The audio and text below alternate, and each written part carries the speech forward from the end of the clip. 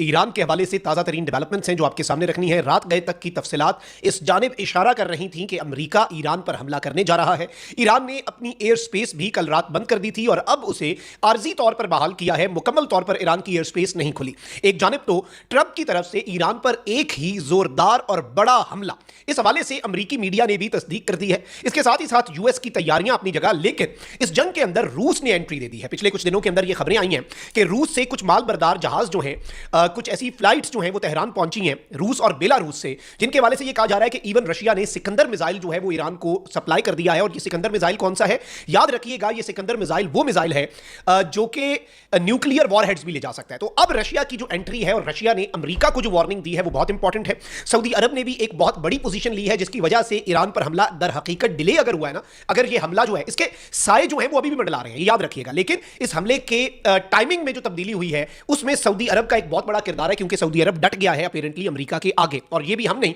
ये भी western media ही कह रहा है। मैं सारी डिटेल्स आपके सामने रखता हूं, लेकिन वही दरखास्त जो इससे पहले कुछ ब्लॉग्स में आपके सामने रखी, इस वीडियो को लाइक करें, एक के बजाय ज्यादा से ज्यादा कमेंट्स करें, और अगर हो सके तो इस वीडियो को आपने मुख्तलिफ व्हाट्सएप ग्रुप्स के अंदर शेयर भी करना है।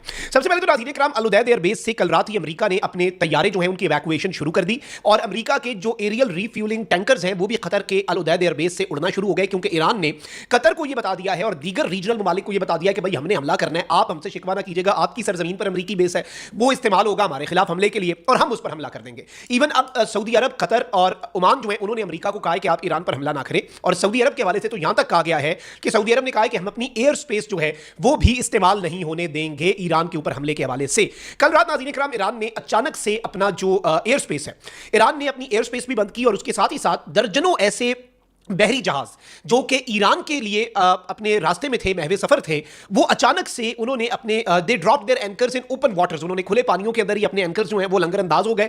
और उन्होंने क्या किया कि अपनी पोजीशन पर ही रुकना बेहतर समझा, वो ईरानियन पोर्ट्स पे नहीं जा रहे थे। रॉयटर्स ने रात को ये खबर दी जो कि इस जानिब एक इशारा थी कि something was about to happen.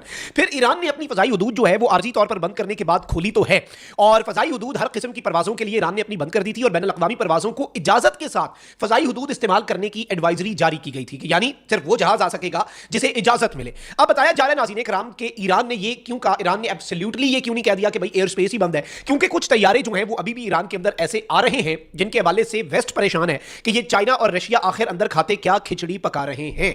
Russia की खबर पर आते हैं, लेकिन उससे पहले बरतानवी खबर एजेंसी रॉयटर्स ने ईरान पर अमेरिका के मुमकिना हमले से मुतल्लिक एक बड़ा दावा कर दिया है। बरतानवी खबर एजेंसी ने मगरबी फौजी हुकाम के हवाले से दावा किया कि तमाम इशारे हैं कि ईरान पर अनकरीब हमला होने वाला है। ये फौजी कार्रवाई आइंदा 24 घंटों में की जा सकती है। मगरबी फौजी हुकाम का कहना है कि गैर मुतवक्किपन अमेरिकी हिकमत अमली का हिस्सा है। अच्छा, इससे पहले भी जब इसराइल ने ईरान के साथ जंग शुरू की, उससे चंद घंटे पहले डोनाल्ड ट्रंप ने एक बात कही कि भाई हम मुज़ाकरात कर रहे हैं, बातचीत हो रही है, और अचानक से सरप्राइज दिया। गैर मुतवक्किपन जो है वो अमेरिका की पॉलिसी होती है। अब ट्रंप ने रात को कहा कि भाई हमें गारंटी दी गई है कि ईरान के अंदर लोगों को कत्ल नहीं किया जाएगा, और फांसियां जो है प्रोटेस्टर्स को फांसियों की सजा नहीं दी जाएगी जो गिरफ्तार मुजाहिरीन हैं उन्हें। तो अब डोनाल्ड ट्रंप ने कहा कि हम इस पर नजर रखे हुए हैं। अब इससे ये इशारा मिला कि शायद जंग के बादल टल गए हैं, अमेरिका को पैगाम पहुंचा कि भाई लोगों के साथ कुछ नहीं हो रहा है, एक्सट्रीम कदम। लेकिन इसीलिए जो ट्रैक रिकॉर्ड है वो ये बताता है कि यही अनसर्टेनिटी, यही गैर मुतवक्किपन जो है ये बड़ा मैटर करता है। उधर इस्राएली मीडिया ने भी दावा किया है कि अमेरिका अगले चंद रोज में ईरान पर हमला कर सकता है।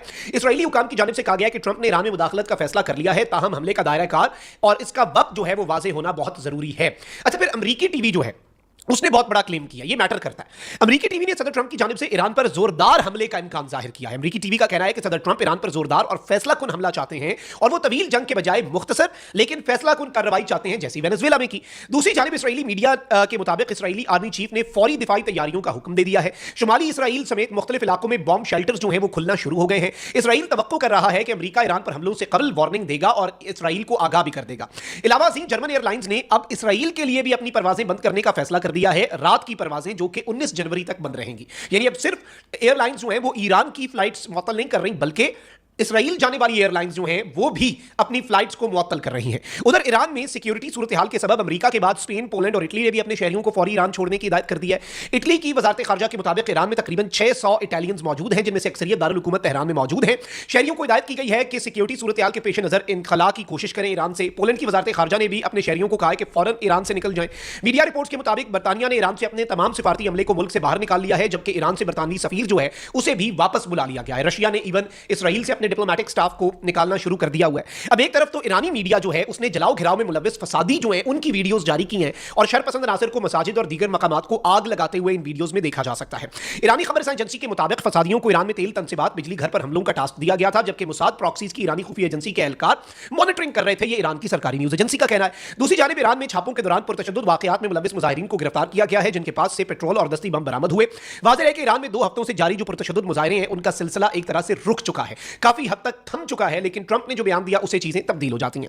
अब रात गए की डेवलपमेंट्स तो इस जानिब एक बहुत क्लियर इंडिकेशन थी। इसके साथ ही साथ यूएस का एयरक्राफ्ट कैरियर जो जंगी बहरी बेड़ा है, जो कि एयरक्राफ्ट जिस पर से परवाज कर सकते हैं, यूएसएस रूजवेल्ट, ये बेसिकली रेड सी के अंदर भी दाखिल हुआ। फिर इसके साथ ही साथ रात की डेवलपमेंट्स यही बता रही थी कि something big was about to happen. और तस्नीम न्यूज एजेंसी जो है नाज़रीन इकराम, उसके मुताबिक ये ईरान की नीम सरकारी न्यूज एजेंसी है, इसके मुताबिक आईआरजीसी जो है उसने ईरान के एयर डिफेंस कमांड को ये ऑर्डर्स दे दिए हैं कि कोई भी प्रायर आइडेंटिफिकेशन के बगैर अगर कोई भी जहाज ईरान की सरजमीन पे दाखिल होता है, फजाई हुदूद में दाखिल होता है, तो उसे फौरी तौर पर शूट डाउन कर दिया जाए। इस मामले के अंदर कोई अभाम नहीं छोड़ना। यानी अब ये इनकी अपनी न्यूज एजेंसी जो है वो रिपोर्ट कर रही है। इट मींस कि Iran is also on high alert. इस सब के अंदर सऊदी अरब ने अब ऑफिशियली भी वाशिंगटन को बता दिया है कि अमेरिका को हम अपनी सरजमीन क्या, लेकिन अमेरिका के किसी जहाज को अपनी फजाई हुदूद भी इस्तेमाल नहीं करने देंगे कि वो ईरान पर हमला करे। इसकी वजह से प्लान चेंज हो सकता है और अब इराक की साइड से आना पड़ सकता है। अच्छा, ईरान जो है वो अपनी एयरफोर्स पिछली जंग के अंदर उनकी एयरफोर्स और एयर डिफेंस इन 2 चीजों में उन्होंने लैक किया था। अब इवन ये बताया जा रहा है कि जो मिग तैयारे ईरान की एयरफोर्स के पास है, ईरान उन्हें भी स्क्रैम्बल कर रहा है ताकि एरियल फाइट भी हो और जितना लड़ा जा सके,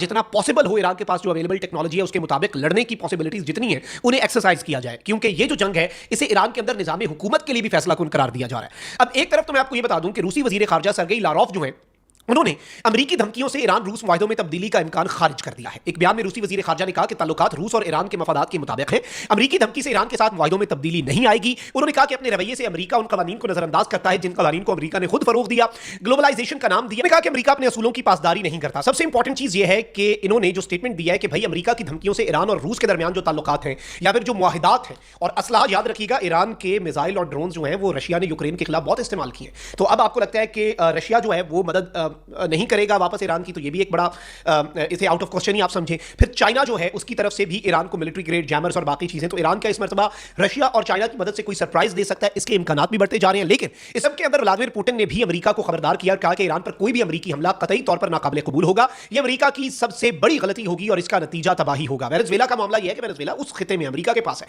लेकिन यहां पर ईरान जो है वो डायरेक्टली रशिया और चाइना के रीजन के अंदर आकर आप अगर इस तरह की कार्रवाई करते हैं तो ये इन मुल्कों के लिए एक बहुत अलार्मिंग चीज होगी। कमेंट सेक्शन में राय का इजहार जरूर करें। अपना बहुत ख्याल रखें। अल्लाह निगहबान। पाकिस्तान जिंदाबाद।